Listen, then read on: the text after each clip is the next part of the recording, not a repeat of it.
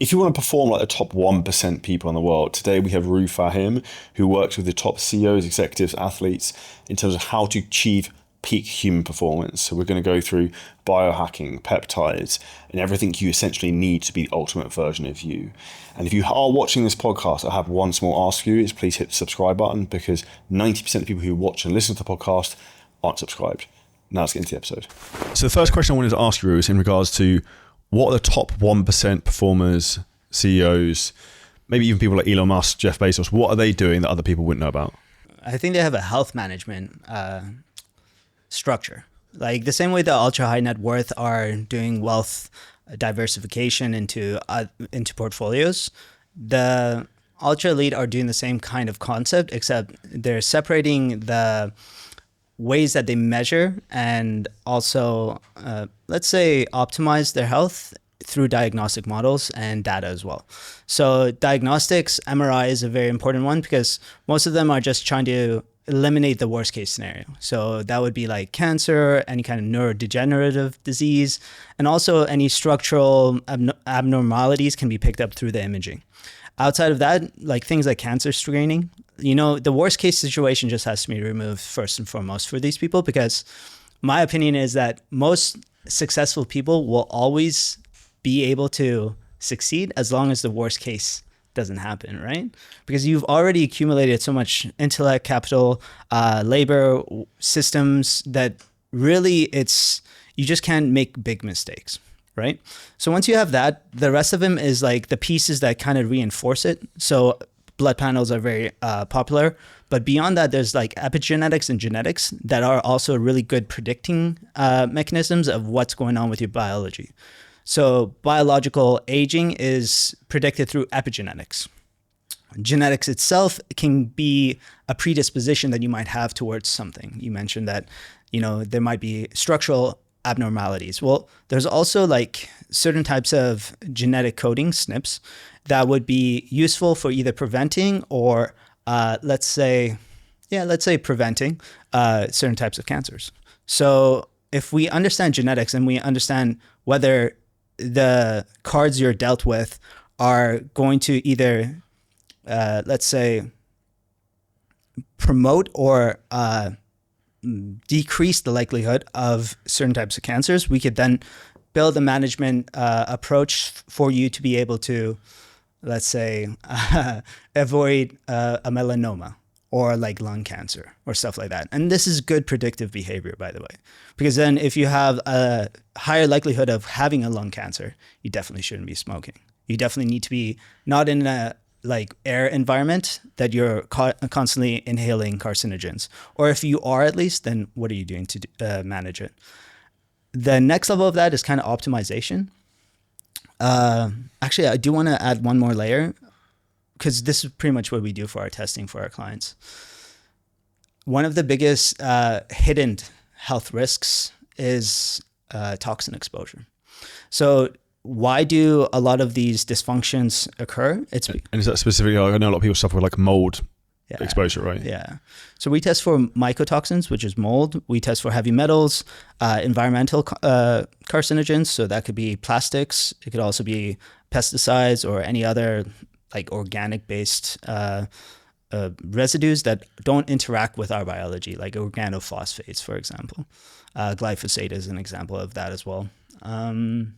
What else? Heavy metals, plastics, metals. And when you have that kind of indication, those are all disruptive to your normal human biology. So they kind of interrupt your enzymatic or metabolic pathways. All of a sudden, instead of being able to detoxify something, the enzyme, the machine that would usually be able to operate properly gets dysfunctional, right? So this is, for example, what would be a good one? So the fact that if you're drinking alcohol, if the alcohol dehydrogenase enzyme gets blocked up because of a toxin exposure, then you're not able to metabolize it. Also genetically, this could be driven as well. So yeah, environmental interactions can really compromise how our biology handles our environment.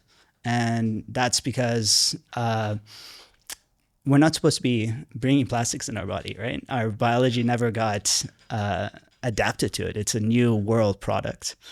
And one of the things we see is like, it's interesting. We could go down this rabbit hole, but when somebody has plastic, it inhibits the estrone metabolic pathway and pushes the metabolite into a genotoxic variant of estrogen that promotes cancer or promotes like certain type of fat accumulation behavior, right? It's not good. It's not a good outcome that we want to create, right? And is that why some people say if you've got high, like as a guy, if you've got high levels of estrogen, you're more likely to store higher amounts of body fat? Yeah, because there's a few different reasons for this, and it's kind of, again, based upon our genetic expressions and environmental interactions. But if you're carrying a lot of fat, what might be happening is either the enzyme that's being, it's either it's usually an enzymatic dysfunction. Test your BPA. Like that's the first thing we do. And we've had like very, very correlative outcomes where we understand this individual carries estrogen. You know, like there's a kind of, Charles Poliquin, I think, did it, where they do like these testing around skin fold measurement. Yeah, caliber. What's it called? Is it caliper testing? Yeah, exactly. So your hormones kind of interact with your body in different areas, right?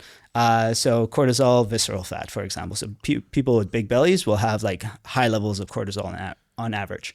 But yeah, like estrogen usually carries around the chest area. It gives you the love handles. Bro, like when we test like our clients for why estrogen is high, usually there is that, or why their body composition is a certain way. We hypothesize it's estrogen. Even if their estrogen levels are normal, when we do deeper like testing of the metabolites of estrogen, we usually consistently see that the negative estrogen is high. So you could kind of like circle back on like the symptom of the individual, and we're going a little bit off track, but the symptom of the individual to the data that presents that symptom as well. The ultra high net worth, the ultra elites, they're looking at what data they could collect to make sure that their vitality, their biological expression is maintained the highest it can be. So deeper diagnostics, like I mentioned, is something that we really promote because we consider it like risk diversification and risk management. With everything you just said there, what do you think is the likelihood that people's life expectancy, say you're someone who's got money and you've got knowledge, can live to 120 plus? I would love to live to 200. So it's a better answer. Mm-hmm. I think that aging is a combination of interactions with the environment that are detrimental to us and certain biological signaling that just gets turned off over time. For example, growth hormone decreases. That's a major regenerative property. Stem cell depletion occurs. NAD decreases, which is a major outcome of mitochondrial or energy production. No energy, no regeneration.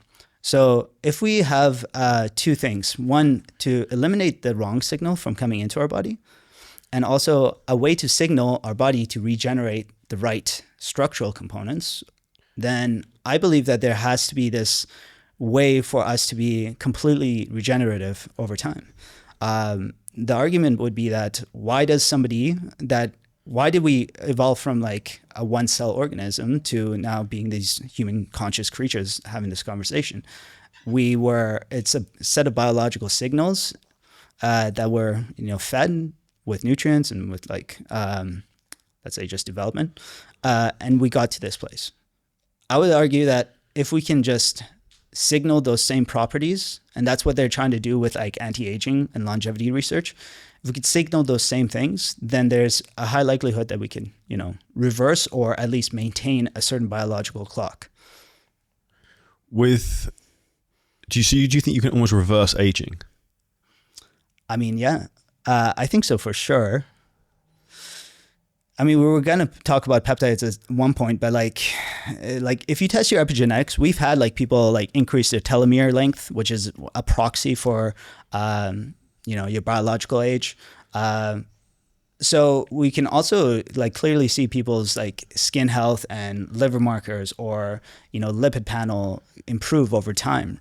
All of these are indications of like your long-term health prognosis. Then if we could eliminate the risk of, gene mutations or gene dysfunction, and there's research also coming with that. And again, contain either what's it called?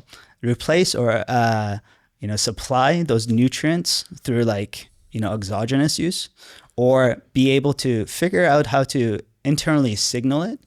And I could tell you a very interesting podcast that this guy is doing research on this right now. But if we could turn on the internal signaling mechanisms for our body to just always be able to regenerate our stem cells or like the exosome vehicles at the very least, then yeah, like why would we collapse? Like that's my dream, is like to explore every country and then by the end of it go to space, like what's the next frontier?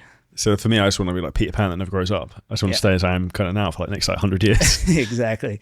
Except just make it not an island, make it the Earth, and then after the Earth, make it the universe. Yeah, that's a good framework.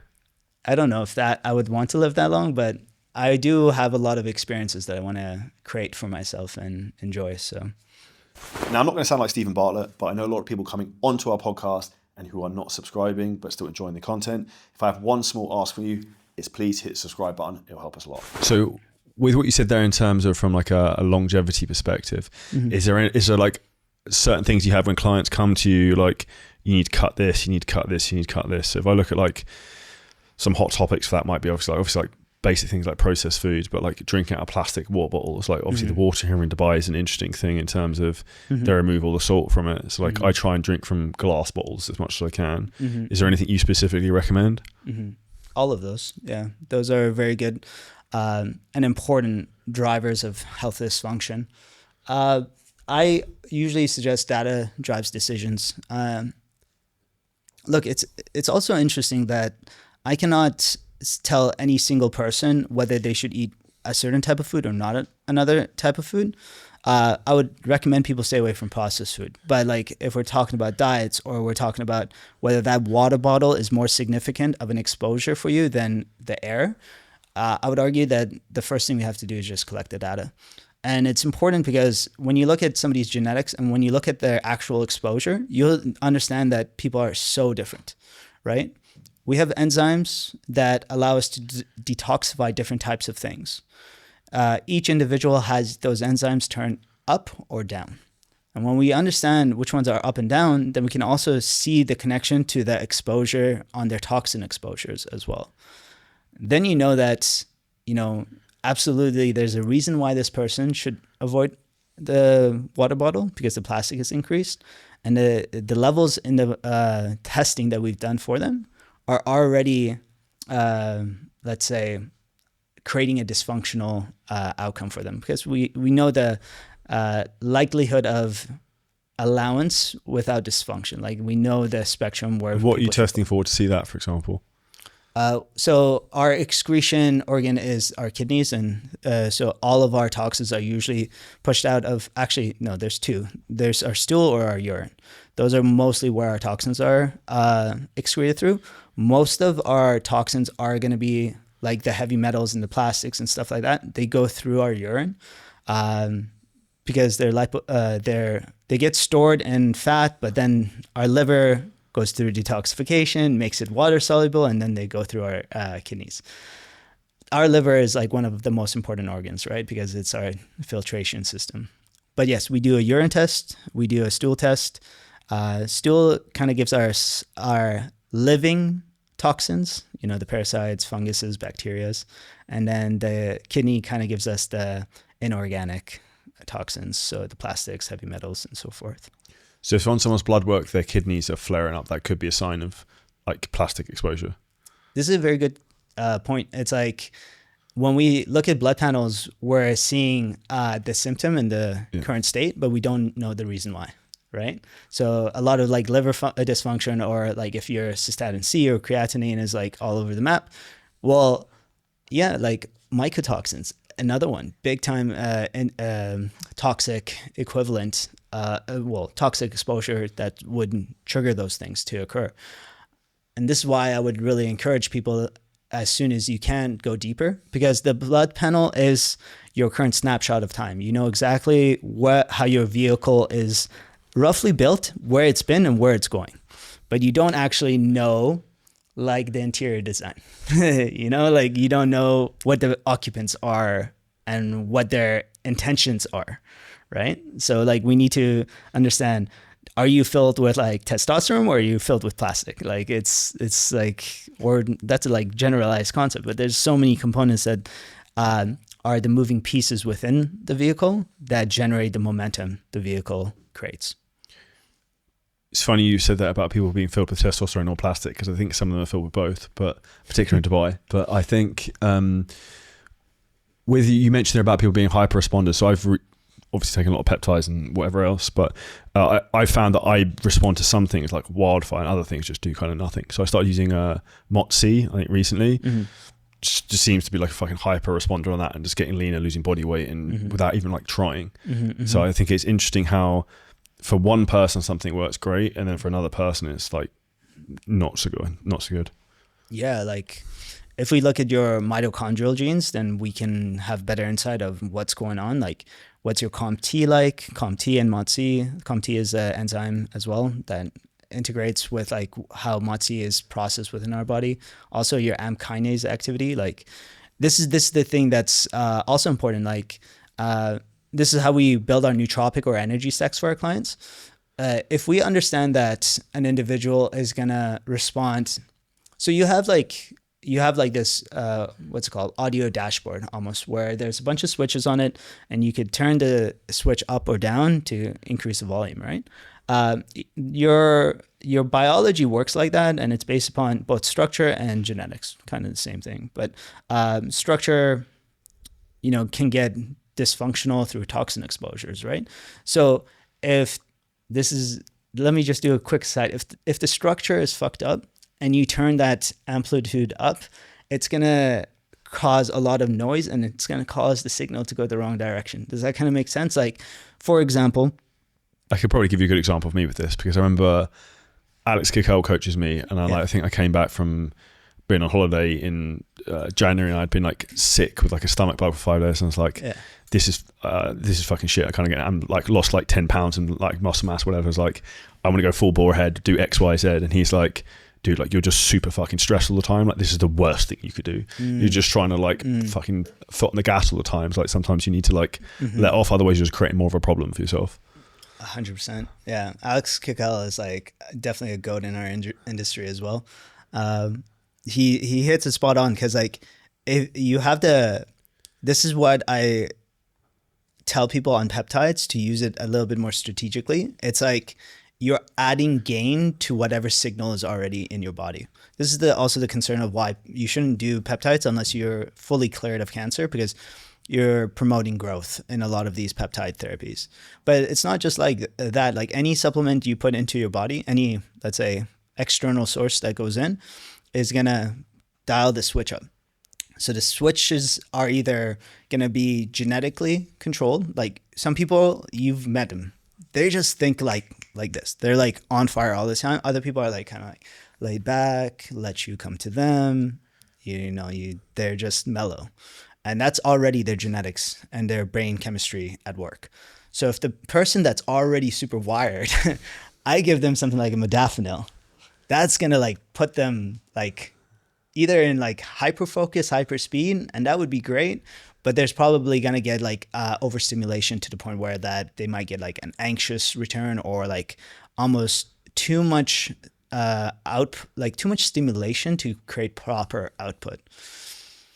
So yeah, we have to be mindful of like when we bring things into our body, are we creating the likelihood of the best response?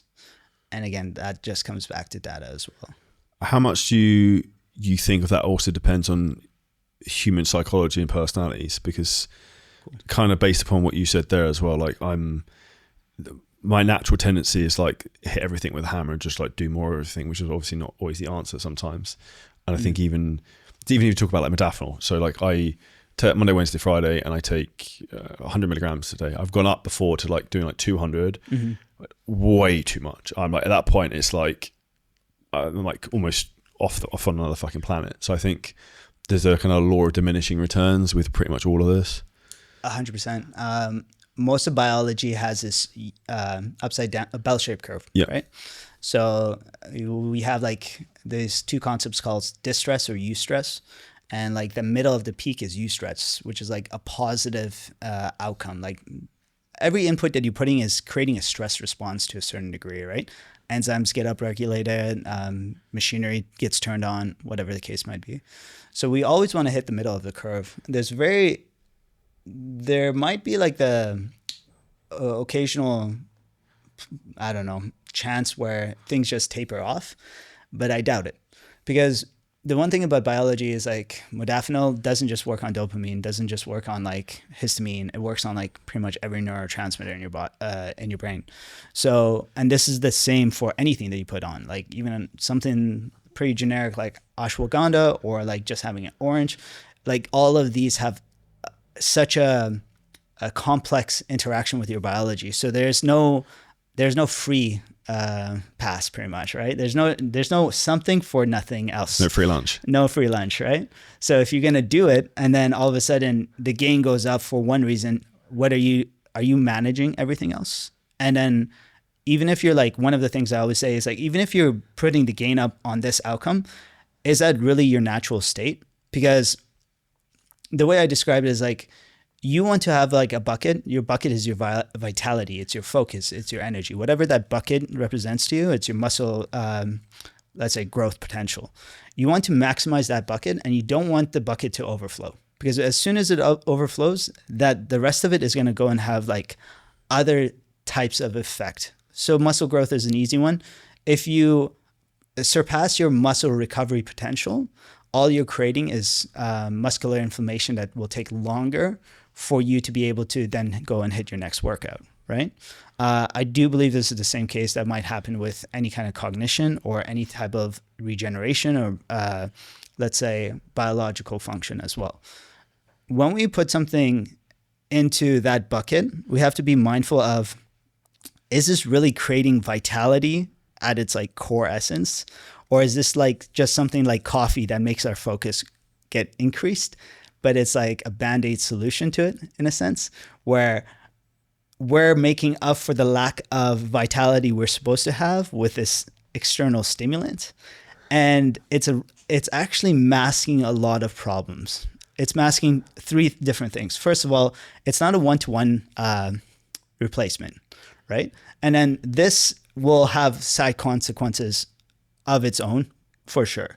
Two, it's like the fact that if our bucket is half full and we fill the other half with every supplement out there, that means that the half of our biology that's supposed to be functioning the way it is, that's probably not enough to like reverse aging, right? Or be able to live forever, right?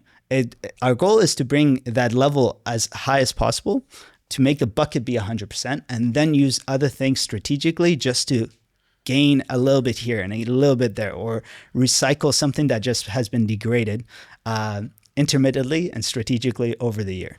So I don't believe in like being on anything all the time. I believe on being certain things sequentially to create a specific outcome, to maintain, and then be off it.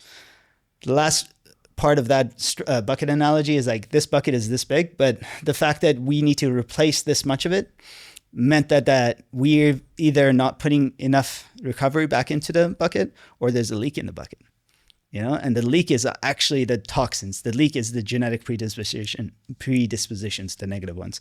The leak is nutrient deficiencies. Like we cannot just look at how we're gonna fix our focus with modafinil. We have to think about, why is our focus wrong in the first place? And how can I use modafinil as a tool to either maintain as I fix the root cause, or use it as a performance enhancer as it's meant to be? So if you just stick on the topic of focus, because I think it's interesting, how much do you think people are driving in like kind of like neural pathways of doing stupid shit, of like going on the phone, going on Slack, Instagram, WhatsApp, and that's why like the brain's constantly focused, and that's almost like a repeated subconscious behavior they've learned to do, rather than a biological thing, I guess. Yeah. I don't think we live in a natural state for our brain performance or brain recovery, for sure. You could look at it in so many different ways where overexcitation might occur. So there's neurotransmitters like glutamate, and glutamate excitotoxicity is one of the reasons that neurodegeneration occurs, right? And glutamate is something that gets released when we're stimulating information brought into us, which is like pretty much what social media is built on, right? We need to be able to balance glutamate and GABA, which is our drive and brake pedal. And if you think about a vehicle, if we're always on the gas pedal, the engine's just going to fall apart, right? Now, if you think about what happens if the gas pedal is pressed by the end of the night, we're not actually changing nervous system states to be able to then go into our recovery profile, our recovery window, which is sleep, in a way that actually allows us to generate the growth hormone released or the recovery window, through all the mechanisms that happen, whether it's lymphatic circulation, which is the drainage of your toxins and any leftover metabolites in your brain. All of these things need that setup. It's like, we can't just expect us to if this is a basketball court and recovery windows, this hoop, we're on our phone, that drives us away all the way to that end. And then we go and fall asleep and we're like, why can't we make this full court shot in our sleeping window? Well, bro, just set yourself up so that when you go to sleep, you have a layup instead of a full court shot. And it's simple. It could be 10 minutes. It could be 5 minutes of just breath work and meditation, or some of the gadgets that I'm sure that me and you bring into our lifestyle. But we always want to understand where momentum is taking us. I try to bring analogy as often as possible, because people pick up on analogies and understand that, okay, telling somebody on even talking to somebody about growth hormone or these metabolites of these things, it loses them. But if you tell them that, hey, this is your car, based on this panel, what I'm saying is you are in the momentum of diabetes. You have momentum towards cardiovascular disease.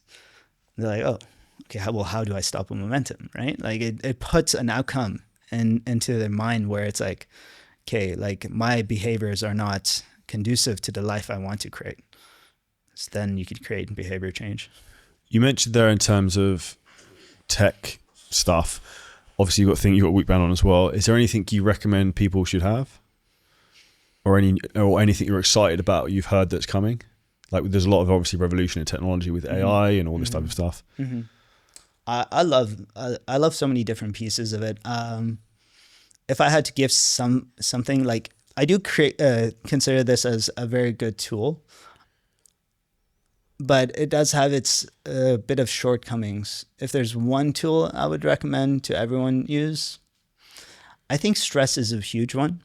I think stress is a silent killer. And I think that in our modern world, with access to all technology and all information, and also other people having access to us all the time, bro, how many people have you coached or are currently coaching? We have 300-400 clients in our business. That's crazy. I have my hands full with 8 to 10. Well, this is also right for me. It's I'm doing a podcast with Ibrahim tomorrow. I'm going on his podcast, and so it's just going to be interesting. And I was thinking about this 2 days ago. And it's my internal state hasn't caught up with my external state, if that makes sense, from a psychological standpoint of the amount of things pulling on me all the time. So learning how to try and manage that from a stress standpoint is difficult, because there's always just shit going wrong. Mm-hmm.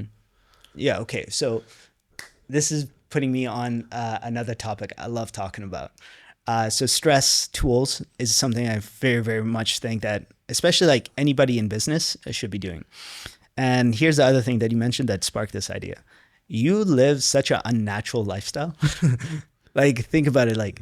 Where, in what reality did our biology develop where 400 people should be dependent on you for how do I make money or whatever? They have access to you in a way that's never been before possible. We work with founders, a lot of them, and kind of the ultra high net worth.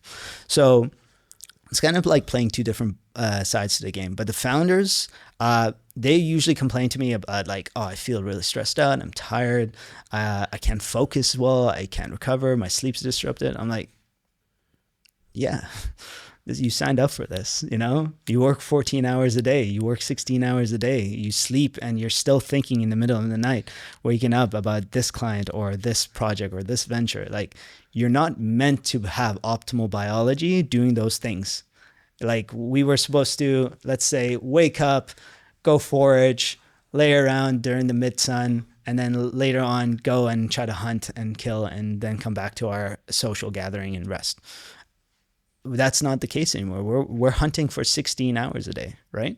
So what I always recommend is, if you're going to push your biology beyond the limits that it's built for, that's when the tools become really necessary, because they're managing your behavior. They're giving you an extra allowance, if done strategically, to be able to operate at that level. So we say we want to create founder success. So there's biological capital and there's mental capital, and they're a little bit different. But the biological capital is almost how much biological resources you have to spend to create the founder success that you were trying to create. So one of the ways that we create biological capital, like this, like expenditure, well, we have tools, we have supplements, we have peptides. And then the other aspect of it is we measure the data to also see the runway. Like, if you operate at this behavior, and we look at your cortisol, DHEAS, the metabolites of both, we're like, you're already on the like trajectory for burnout, right? So we see your runway. You know, we can predict it as best as we can. We can predict it, and then we could then intervene to make sure that that doesn't happen. So with stress, I would love everyone to at very least bring in a breathing practice. Breath is the master regulator of your stress response. And then if you have the capital to put towards gadgets, stress is such a big topic, but if we're just talking about psychological stress, because there's also physical stress and physiological stress. Can I say something really fucked up and warped, and people might relate to this because a lot of people in the fitness industry? Yeah. I use physical stress to escape psychological stress. Yeah, it's hilarious. So I want to do something really fucking horrible and hard, because then I can't think about anything else other than the thing I'm doing. And the same thing of like why ice baths are so good, because like, this is fucking horrible and it's so cold. Mm-hmm. You're not thinking about the fucking problem, your payment process or whatever it is. Yeah. I think it's a great strategy, as long as you don't push your biology to the point where you're adding instead of balancing. Like, I think a good workout is amazing. I box, I do like high intensity training, paddle, and I resistance train. That's kind of like my sequence of physical activity through the week. But I know that if I'm feeling run down, the last thing I need is like a high rocks or CrossFit. Like, it doesn't fit into it doesn't tips you over the edge. No, there's like no ROI. There's not a return on investment. There's a depletion on the investment that you did through it. Again, like it depends on the individual. I'm sure you're doing it in a strategic way, but I know that people without the awareness they could be fucking themselves long term. We've pulled a lot of founders off CrossFit and High Rocks, off 2-hour workouts, and they've gotten way better physical performance as well as like focus throughout the day results, because we're just attenuating the amount of load or stress that they're, able to handle. There's lots of reasons why you can make better progress with less as well. We mentioned a client of mine, keep him personal, but he actually felt a lot better when we took a lot of things off his protocol, because we said there's no free lunch, right? So if you put everything in your body, first of all, you might be putting two signals that are completely antagonistic to each other. And going back to that soundboard analogy, if something is on top gain already, and you put in, like, you keep pushing it more and more, that switch is going to break. Like, that's another thing that people have to watch out for, especially we talked about MUT-C and like NAD, other mitochondrial peptides. It's like there has to be balance in mitochondria for them to function better. Because in any organ, in any biological state, it's like the bell shape is where the optimal lives in. So that's where we want to stay. So if you were a founder, or you're someone like me who's maybe slightly psychopathic with some of the things, what would be the tools or things you recommend to pull down that psychological stress? So like for me, which I've got a bad habit of just like fucking turning off, it's like blockers on my phone, using like Opal to stop me like like for anyone who's listening to this business, if you open your, like, you find something that'll piss you off, like someone's commented something, there's a problem with whatever, like someone needs something. Yeah, I mean, there's physiological, physical, and psychological tools, right? One of your strategies is a behavioral / psychological tool, which we just eliminate the exposure of the stressful stimulus. There's so many good ways to do that. I love going a little bit more like physiological. So one of the things that I recommend that have you done like C-Link? I'm sure you have, right? No. Yeah, I did it as a nasal spray, I think. Nasal spray. So depending again on your genetics, you could be a really good responder to that. It's a way to like bring in a brain signal that allows a little bit more GABA activity. So it pumps the brakes a little bit. It also increases brain-derived neurotrophic factor. So then all of a sudden, the stressful experience that you went through, plus the GABA break, it rewires your brain to allow you to handle a higher stress input better. Because, brain-derived neurotropic factor. I don't think I've tried. I tried C-Max, I think, not C-Link. C-Max is a stimulant version, right? C-Max is just a little bit more stimulatory. Yeah. So I would love to do C-Max if I'm like getting on a podcast. But if I'm doing something that I want to like down-regulate, C-Link would be slightly more optimal for that. So that's one way. The other way is gadgets. I actually have my what's called a NeuroSim in my bag. I carry it everywhere. So our vagus nerve is one of the ways that kind of creates a brake response in our nervous system. We have vagus nerve touch points or activation areas throughout our body. This one goes across, I think, the trochlea of your ear. That's the anatomical name, but it's this nub. And you just put it there, and it inputs an electrical stimulus there. Brian Johnson is a big fan of this. So we put it on our ear and we just go and handle our work. And at the very least, because we're getting this abnormal amount of signal of, this client complaining or this like troll on the internet hating or whatever the case might be, right? Then all of a sudden we're also putting another signal where it's like your body is getting like, a nice calming ear massage. Yeah. So it's like tools like that. There's like supplements we could also bring in. But yeah, people respond differently. Like, I do think behavior is probably the most important. And if you just spend a little bit more time off your phone, you probably end up being not you, but all of us. I think it's everyone. Like, you can drop in the comments below if you agree, but like, rarely do I pick up my phone and I'm happy from what I see. Do you know what I mean? Like, normally it's like, fuck, like, there's this other thing now. Do you know what I mean? Yeah. Yeah, I mean, if I could do one thing, I had this interaction with our team this morning that I wasn't too happy with, and it impacted our client, right? And I actually did something where it completely shifted the narrative both for the client and myself. Because at first I was like, I'm so sorry, this won't ever happen again. I'll make sure of it, this discipline that's going to be created. And I messaged the client and I'm like, I'm pissed for you. And then I realized, well, I'm just giving that energy back that I am also receiving. I'm actually making his day worse, because now there's two things that he's going to do. He's either going to bring that energy in, or he's going to be like, man, it's okay. Now he's consoling me after we made a mistake against him. And I changed my input. I looked at my phone. I'm like, no, fuck this. I sent him a voice note and I'm like, you know what? I've made a decision. I'm surrendering to this. I'm sorry it happened. I'll make sure it never happens again.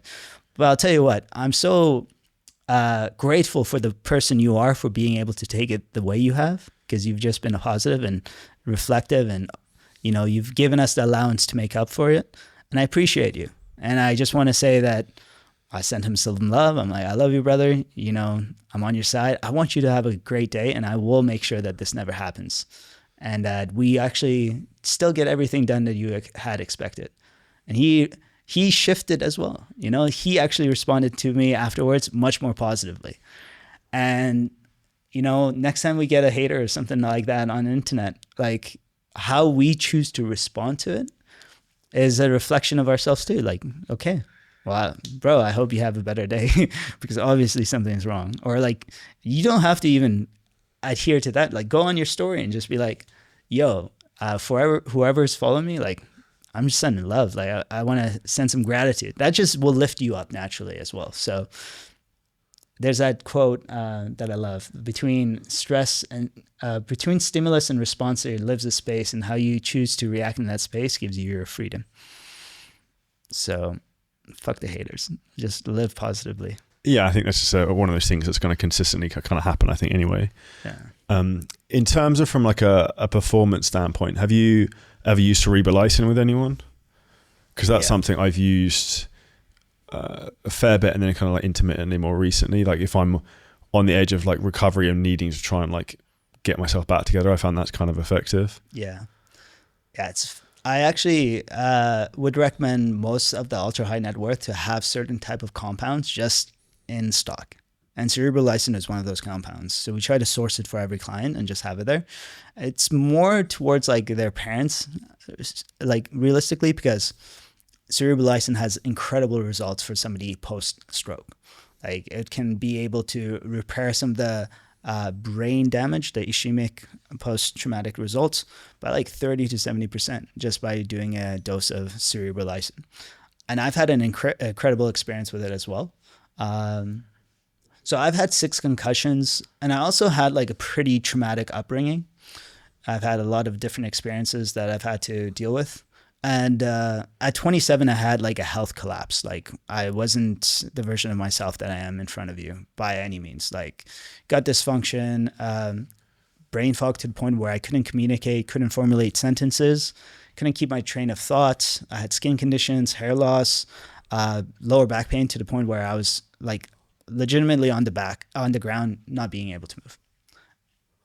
But the biggest one was the brain fog for me. And I wasn't able to like, I always like connected my identity to intelligence and just being able to be a super learner. I love learning. It's like put me in front of a research book or like a laptop, podcast, whatever it is. I love learning. I love communicating. 2 of my biggest traits just removed from me. Long story short, I was about 30 and I've done a lot of like work on myself, but the cerebral lysine, when I did like about 8-week sequential dosing strategy of it, I had the most significant change in my cognitive capacity from a substance I've ever had. And the other objective data that changed was my REM scores went up 40 minutes per night, which was like incredible for me. How are you dosing it? Like 2 split twice a week kind of thing? I was doing 5 it was like a relatively light dose. It was like 1 vial with 5 milliliters for once a week for 8 weeks. And there's different dosing strategies. Like in the stroke patients, they're usually giving 30 milliliters a day. But that's like a very significant experience. Like I think that for somebody that is more in the performance enhancing founder world, you could do like 1 milliliter every 2 days, you know, just as like an adjuvant. And you got to cycle it. Like, I mean, Alex Kickel talks about this very well. Like, I'm sure that that's where we get some of this information. Leo Longevity is another one that's really talked about this a lot. So he has me taking, if I haven't taken the last few weeks, I'll take so much stuff, I forget to take it sometimes. But it's like probably 1.5 mil every twice a week. But like more like if I've had a day right at the end of the day, I'm like, my brain is just like melted. So like sometimes on Mondays I have like 8 hours of Zoom calls back to back. So by the end of it, I just want to like sit in a corner. So it's like that moment to then like wake up the next day and be like refreshed. The first time, I don't know if this relates to you, but I remember the first time I took it, I almost felt like when I was trying to sleep, like my brain was on fire. Oh, cool. Like it was like a kind of out of body experience. Weird. Wow. I'll tell you a funny story about it. I tried to do intranasal cerebral lysine, I thought I made myself go full retard. The next morning I woke up, I was like in a cold sweat. I was like, I had such severe brain fog. Like I couldn't, like I was back into like that worst case scenario. So biohacking can go wrong. Like, So there's an example of that. Lion's mane can have extreme yeah. Side effects of a very small amount of people, right? Yeah. Again, Alex is the one that brought that to my attention. Like, yeah, it's here's the thing about any supplement. You know, you kind of we take these herbal supplements with a little bit more laxity. We think about it as like, oh, something that's just not gonna. Oh, it's the pill that over the counter Walmart sells it. How could this be bad for me? But there's definitely poor interactions that it can be created from it. When we look at, like, again, I would say lion's mane's unique because it does have like the brain interactions if it goes wrong, but ashwagandha, lion's mane, they're kind of like similar in the context that both of them can affect people negatively. The ashwagandha example is like some people just don't have the liver enzyme that allows you to excrete ashwagandha properly. So it bulks up pretty much liver function and then all of a sudden creates an inflammatory response. When we look at genetics, one of the things that we're doing for anything that we're a little bit unsure of is we'll pull up the genetics of the individual and then kind of like the things like lion's mane or ashwagandha or anything that is really strongly driving of an outcome, or we have any prior awareness that might have a negative side effect, we'll compare and try to analyze based upon their genetics and if this individual will express it this way. Also, the structural component comes in again at this point. So if somebody has a toxin exposure that inhibits a certain type of enzyme, we have to be aware of that because then that can influence the end result. We don't usually give people a lot of things to do unless we've excreted their toxins first. It's the best way to see it, doing heavy metal tests. Yeah, but then do all of them. Okay. Because like mycotoxins we brought up, they're like, I've had some really significant issues with mycotoxicity. And it's been quite abundant in a lot of our clients when we test. I say a lot, like we don't service that many people, but I would say at least 60% of them present mycotoxicity. That's pretty abundant. Like there's no other toxin that is that apparent across our clients as. And do you think that's something that's either been swept under the rug for like the last 30 years, or it's something it's now becoming like apparent because we can kind of test for it? Or do you think it's something that's getting worse because of the way society lives now more, if that makes sense? I think it's been swept under the rug mostly. I think that, well, like just testing for mycotoxins is a relatively new practice. Shoemaker, that's the guy, Richie Shoemaker. He's the guy that really brought mycotoxicity to the forefront. And a lot of people, he's a doctor. A lot of people like pretty much laughed him out the door. Even like my uncle is a doctor, and when I talked to him about it, he's like, "Yeah, but just it's not that bad." I'm like, "It's not that bad because it's death by 1,000 paper cuts, right?" And that's what a lot of people experience day to day. No, I would argue that vitality for most people hasn't been experienced. Like there is a certain type of feeling where you can just get out of bed and just feel abundant, like energy enhanced, focus on point. You're ready to tackle the day. I'm not saying I'm there every day, but I have felt it before, and that is the goal to create with us and with our clients. But I could tell you that I never lived. I didn't even was nowhere close to it when I was in like my worst state of health. And I think a lot of people live in their worst state of health without ever realizing that there's something more to be created. Problem is they don't know what good feels like. And I see this all the time. I see people out of shape and overweight. I'm like, dude, you have fucking no idea. 100%. Like, you have no idea. Because I remember I had surgery in, I think, October 2021. Mm-hmm. And I couldn't work out for like 4 or 5 weeks. I remember the first time I went to the gym and I trained legs, I was like, this is so shit. This is so hard, because I was so detrained for the first time in like 10 years, not working out for a month. but that's how normal people are. That's also why I don't want to be normal. Like, I want to be like superhuman, like extraordinary. It's why I've got this weird shit of ice baths and gyms and stuff. It's like, how can you be almost like a cyborg version of yourself, like the next version up? And I think that's why I'm fascinated with technology, of like, where is this going and how can you improve your intelligence, performance? Like, I'd love the ability to, you might be able to tell me if this is something that could be done one day, but it's like, I'd only need to sleep 2 hours and I'd be like you could do like super sleep. Yeah. And I could be fully refreshed and I go, cool, see, I've got another 6 hours to live my life every day. Yeah. Do you know what I mean? I would love that too. Yeah, I'm sure people have tried it before. Probably not my realm of expertise to be talking about 2 hour, 4 hour sleeps, but if there's like the right peptide sequence and maybe there's like tools that we could bring in, it would definitely be good. It's interesting. Sleep is like, we have to consider, why did biology evolutionary adapt humans to like get 8 hours of sleep? It just seems like a very inefficient structure, like of like lifestyle pattern. It's very dangerous for most humans. What you say, we're vulnerable then as well. You can't defend yourself. Vulnerable, yeah. So there has to be like such importance placed in it. And that's the part that gives me hesitation from telling people that maybe you don't need 8 hours, right? Maybe you do. Maybe we can make it 4. But like I do know that people that have the most amount of sleep deprivation have the most amount of long-term risk.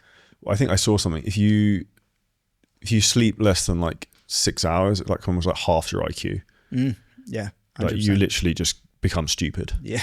So it's like, for me, I try and like, okay, minimum I want to try and do 7. I'll try and do like 8 if I can. Yeah. But I think that's also people. I see people and I know people who obsess about like getting up stupidly early, but then they're inefficient in their day. So I'd rather be the other way around, of like, I'll try and protect my sleep. And if I have to go to bed late for whatever reason, then I'll get up slightly later. So then I can still try and sleep 7 to 8 hours and then just be more efficient with my time during the day. I do think that sleep is like, you hit it spot on. Like, if you could prioritize that first, everything else becomes effortless. Whereas brute force will has to take you to those places if your sleep is compromised. Anyone who's a parent as well will know this, because we have a daughter and for a period we didn't have any help at night, or like a couple of, it was like a week or 2. And there was a week, dude, where I think I slept on average, I slept like 4 nights, like 3 or 4 hours. I was like, I've never felt so fucking shit in my life. I literally just fucking hate it. Like, it felt so bad. I remember like literally going to ChatGPT. I'm like, I literally can't think. Like, how do I get through fucking today? I have so many meetings to do. And it was literally like, don't make any important decisions. Just go like, whatever's in your calendar, just deal with. Just don't make any decisions that are important, and then just fucking take it one thing at a time. Yeah. That's how a lot of people live their lives sometimes, because they're so, they drink alcohol, they're taking fucking stimulants late at night, and they're just up watching TV late. 100%. On their phone, just doom scrolling. I know a lot of, I have some clients like that we're working on, but also there's other people that, the average person I think is like that though. You know, like the average person is constantly just sleep deprived and then living their life.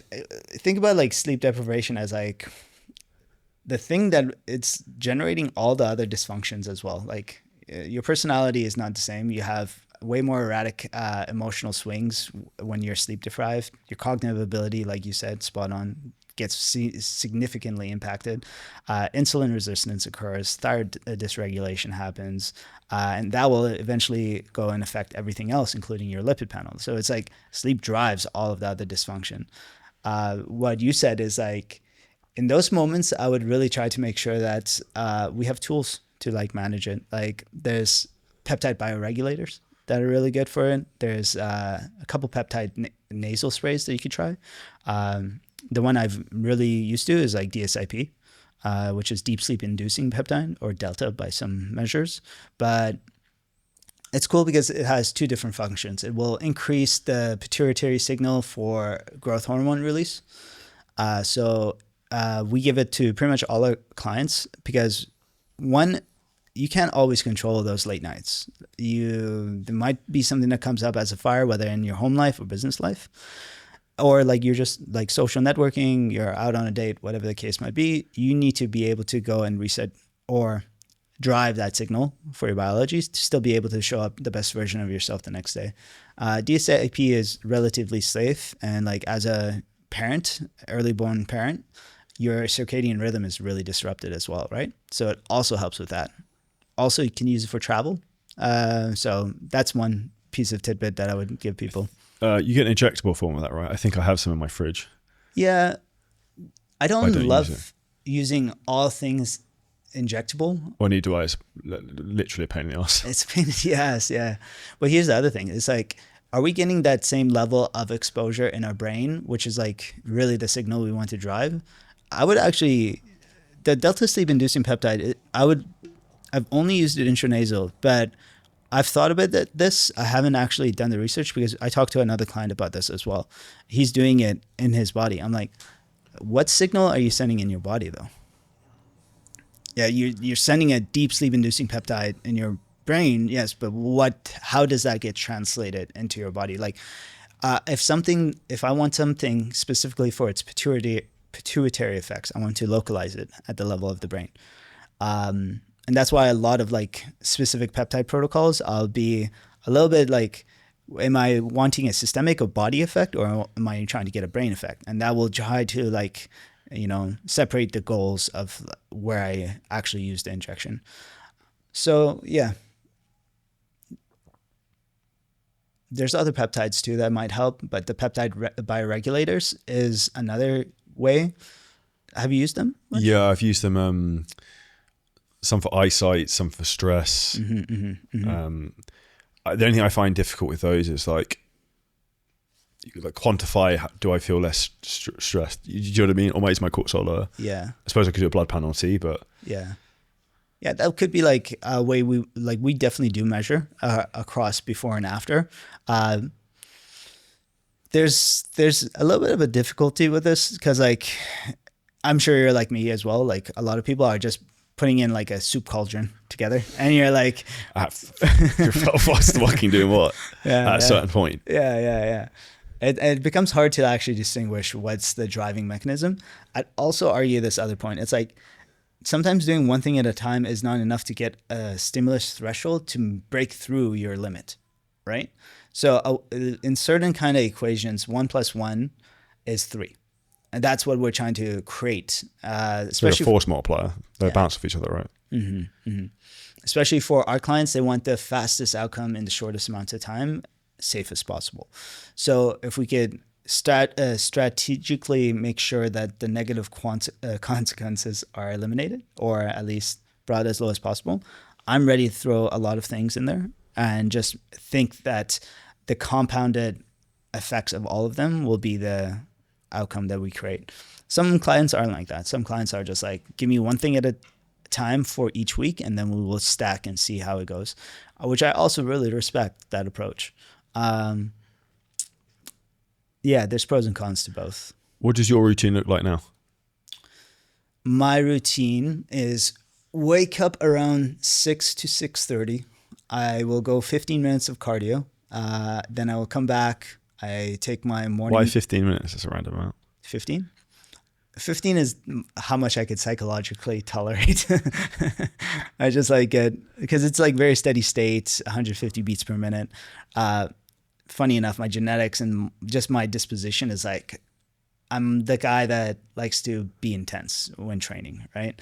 But I do that for my heart, and I do that for like the other benefits, more of just coming into a good state of mind without looking at my phone. So I'm usually on my iPad, but the iPad has no kind of notification settings. What do you do on the iPad?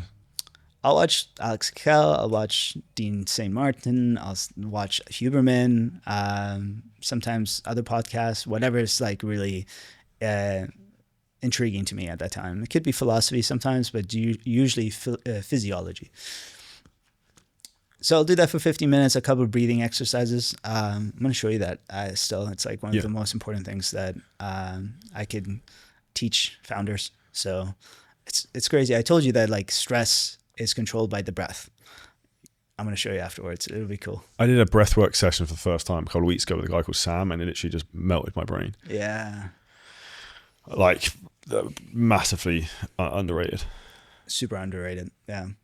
Have you gone into like the more esoteric world, like much? In what respect? Like more like spiritual and let's say metaphysical. Well, I think as in like religion and things like that. Religion is part of it. Yeah, so I would say I probably start to get pushed that way more because, or pulled would be about the way to frame it, because after a certain period of time, you start to question just the world, if that makes sense. So I think it's, I've gone a lot more that way in the last probably 6 months. Yeah, it's something I'm still exploring. I've had some really interesting experiences across it. I don't know if they have like a physical domain way to describe it or like definition, but yeah, breath work. I've had some crazy releases through it. Like, Do you do that for a short period of time in the morning after the 15 minutes? so the breath work I do is actually not like the Wim Hof style or like any of the holotropic breathing mechanisms. It's pretty unique. I don't know if anybody's like really talking about it this way, but it controls three different things. It controls your stress response from a biomechanical perspective, biochemical as well, and then physiological. So we're stimulating the vagus nerve, we're changing carbon dioxide to oxygen ratio, and we're reshaping the rib cage, and all of them will decrease your stress response. For those interested, Bill Hartman, Zach Couples, I think those two are, Connor Harris is also a really good person. I don't know if they speak about it in this way, but I know you have like a lot of health coaches listening to you. I'd really appreciate their rehabilitation approach to biomechanics. That's kind of where I picked some of it up, but it's also from the book Breath by James Nestor, the Patrick McKeown Oxygen Advantage book. There's all of these little pieces I've brought together to kind of build it this way. What do you do then after the breath work? I go have breakfast, supplements, go outside. Do you have caffeine? No caffeine still? I don't drink coffee that often. Like, it's kind of like intuitive. Whether I like just wake up, I feel like, do I need coffee today or not? But there's also, to be honest, caffeine in like my focus drink. Yeah. So sometimes I don't have that either. But yeah, love-hate relationship with coffee for sure. Do you think there's an excessive amount of caffeine people can take, or like what do you see that with people overdoing that who are kind of founders and business owners? Okay, so I think the research shows that up to 400 milligrams is like sustainable, and then 800 you get like negative effects. But I think there has to be context applied. When I look at somebody's like profile, like their cortisol to cortisone to whatever melatonin ratios in their 24-hour cycle, I can give you a better response to how people should use it. So also looking at your genetics, there's two that are very important. It's the COMT and the CYP1A2. One is pretty much how you will handle the stimulation of the coffee in your brain, because coffee by virtue will increase adrenaline production. And COMT is an enzyme that whether it's fast or slow will quantify how fast you could break down, metabolize the adrenaline, noradrenaline. So let's say you drink coffee and you're a slow metabolizer, you're going to get like, it's just going to boost you a little bit too high. If you're a fast metabolizer, then you can handle it very quickly. Yeah, pretty quick. Yeah. So it'd be, wait, did you check this COMT? And no, I haven't, but I have a high tolerance for it. I also don't know if this is true or urban legend, but I heard if you've got blue eyes, you tend to be a high likelihood you're a high metabolizer of drugs and things generally, genetically. Yeah, could be. Yeah, it makes sense if it's like a correlation, right? So I have, I wouldn't say that, but the CYP1A2 enzyme for your liver, that would be like also how you detoxify it and how quickly you could push it out of your body. So like the combination of this two will be able to give us insights whether you handle coffee functionally well, and also based upon your structural presentation. Like when I say structural, it's like like what your hormones are doing in that 24-hour cycle. Like we want to make sure we're managing that profile as well. And then if we flip to like the end of the day, if you like your routine or perfect client's routines, what does that look like? No screen for me, reading. Is that reading from a book or from a Kindle? I like Kindle. I also like paperback. I used to read on my iPad with like a red light kind of filter on top. I do love that experience. When people have high dopaminergic tone, like I'm a very dopamine driven individual, what's going to happen is by the end of the day, your natural behavior is to be seeking out reward still, right? A lot of founders will feel this way. What you need to do is switch that signaling mechanism off. You need to be in a place where you do not find reward. Can I say, is that why sometimes I get to like 7, 8 p.m. and I'm like, I feel like I got a second wind, I just want to start fucking working again? Because I'm probably looking for like something to kind of hit me with dopamine all the time. Yeah, I actually do know the answer to this. I'll give it to you. Because I kind of go through phases of the day. Like the first part of the day, like first morning, I'm kind of good. And then probably like from 1 till 5, I get tired again. And I probably start to like, I could work again pretty easily from probably 7 till 10 if I wanted to. Cool. Interesting enough, that might also add some layers to it. So there's 2 or 3 different like things that I would want to find out. One is neurotransmitters work at different levels throughout the day, right? So we have certain neurotransmitters that are going to be antagonistic to each other. So if you are in the evening and you're supposed to have more GABA, but for whatever reason, GABA is deficient, you can't put the brake down. And then all of a sudden the dopamine, which is now the dominant thing that's available because there's no brake, that's why you feel all of a sudden like ready to go run, sprint, or work.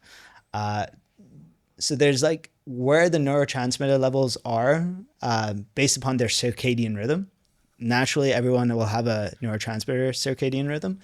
Then 2, your genetic predispositions and also your biological profile, like nutrient deficiencies or just like behavior traits, will also dictate what the neurochemistry environment is. Those 2 levels. And then the third one is there, like with regards to the 1 to 5, there's a lot of things that could be happening there, right? It could be like a histamine related issue where it's like histamine is depleted. It could be something like a blood sugar management issue, if it's an issue, right? Because now you've just had your lunch meal and there's probably some insulin or cortisol dysregulation going on. Your body temperature is the highest, so cortisol dysregulation around that time is very like commonly connected to that. And yeah, it could be a nervous system activation as well, or like there might just, your body forces you to go into like a break, and then what's the natural response after that is like to like go back into acceleration. A couple different things could be there. Yeah. Sure, I cut you off. So you said no screen time, reading, anything else? Yeah. Yeah, I'm pretty like locked into work too. So like one of the things I always say is I understand the founder lifestyle. I'm not like the like most, I fucking hate 2-hour morning routines. I don't believe in that shit. Like nobody gets far ahead in life if they're going to dedicate themselves to that. Sleep routine, I could definitely optimize, but I'm doing good. Like the 1 hour is like guaranteed. I try to read, I try to do some foam rolling. I put the red lights in my house on. If I do need to shower, I'll do it like an hour and a half before bedtime. All the ACs are turned on, so the temperature is dropped. And then, yeah, like if I'm using a Sensate or Apollo or NeuroSim, I have those devices on to regulate my stress response. And then I'll do the peptides if I'm going into sleep. So like if I'm doing recovery, sermorelin. If I'm doing a deep sleep night, the intranasal DSIP. There's Pinealon. There's a bunch of things that supplements as well, like magnesium, things that help me get into a sleep profile, apigenin, stuff like that. And then where do you see biohacking and peptides and that world going in the next 5 to 10 years? I think we're going to understand that biology is also controlled through uh, electromagnetic and interactions. I think that's something that's really going to become much Was more in effects from apparent. EMF. Also, yes, that absolutely, but also we can control biology through like these gadgets that then change electromagnetic frequency. I brought up this guy, his name is Adam Levine. He's the podcast I'm listening to. This guy's like super tapped in. He's like, I don't know where he studied, but he's one of the most interesting, like, he was on Lex Fridman. So he's like very well connected into the upper echelon. But he was talking about like, biology, if a cancer is not cancer usually happens when cells don't communicate with each other, right? So if when the cancer is growing, it almost isolates itself, and then the areas around it are like still in like normal function. And he said that once you start teaching how, if you try to put a signal in that cancerous tissue that allows it to start communicating to its neighboring cells again, the cancer starts dying off, right? And how you control that, because cells, the way they work is through electrical gradients. Like one cell will bring something in or push something out, usually because there's like a depolarization outcome or repolarization, like that's calcium or sodium, potassium coming in and out. So we can now do that, and this might be why EMFs are so damaging to us, is because they're changing the polarization potential of our cells, meaning that the way that the electricity in our cells is created is now dysfunctional. So biohacking is going to be interesting because there's already these like scalar technologies or like EMF blocking technologies. I actually brought you an EMF device. Oh, legend. Yeah. I'm just going to give Thank it to you in a second. I'm going to get you some stuff. Okay, thank you. It's very kind. Have you ever tried like phenylcrastinol? No. Okay, I got you some of that too. Because I know you do a lot of podcasts. I want you to experiment with it, and then if you want more, we could give Yeah, legend. Thank you very much. It's very kind. It's very kind. Yeah, it works. So what's this?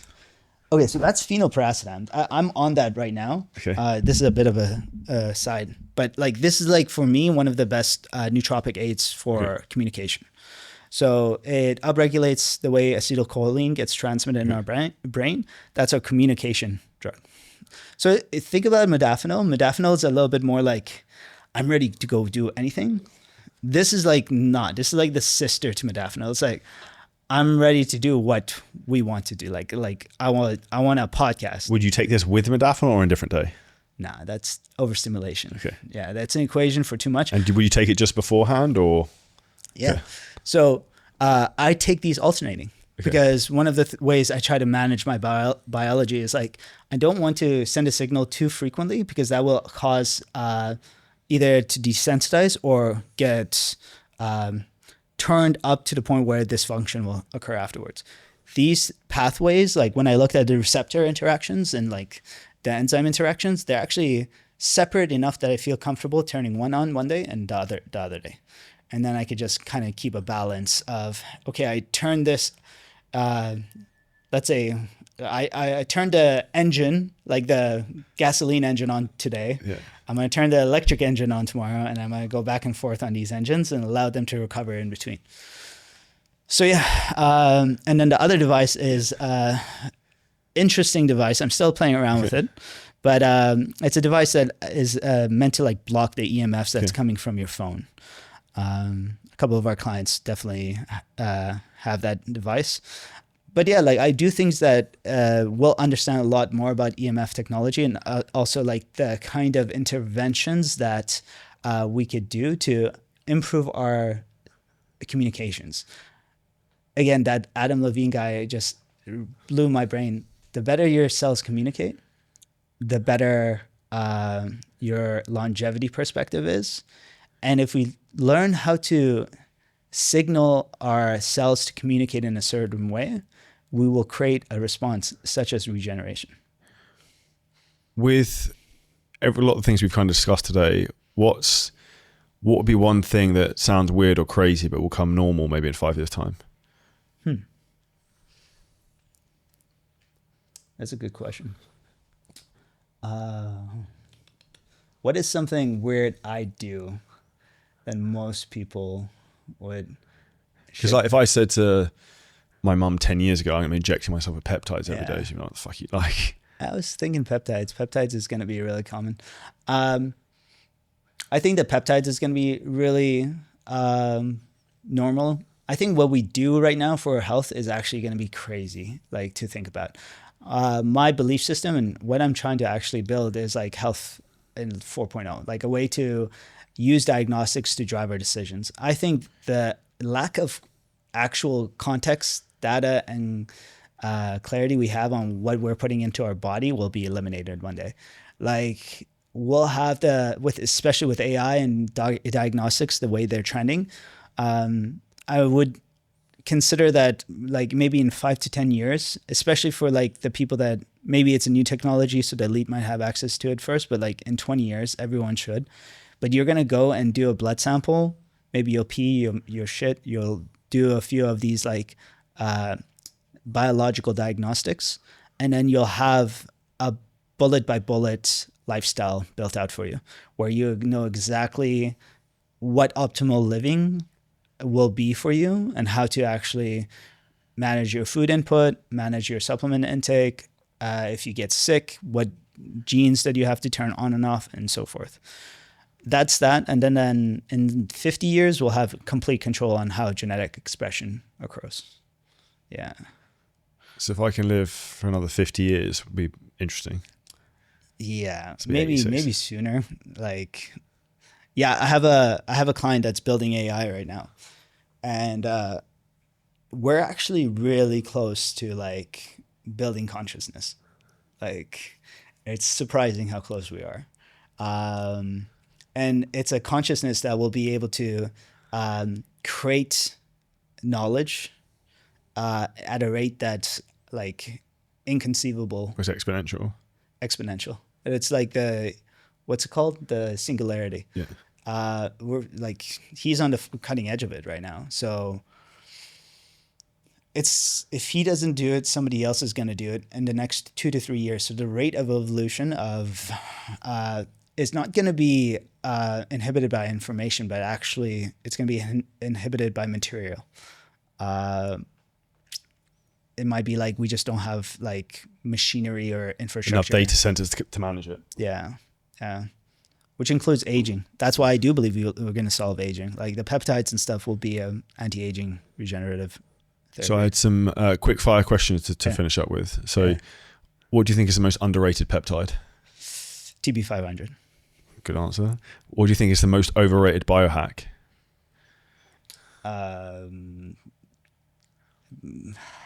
Probably blue light glasses, but I like them. I think that I just find them annoying. Yeah. First thing you'd fix in a tired CEO? Toxin exposure. Best investment someone could make in under $1,000? Toxin exposure testing. One thing that improves sleep instantly? Breath work. TRT, yes or no? Yes. Peptides versus supplements? Peptides. Biggest mistake people make? No data. And then lastly, morning routine, essential or overrated? Overrated. Agreed. Yeah. Big thank you for your time today, Roo.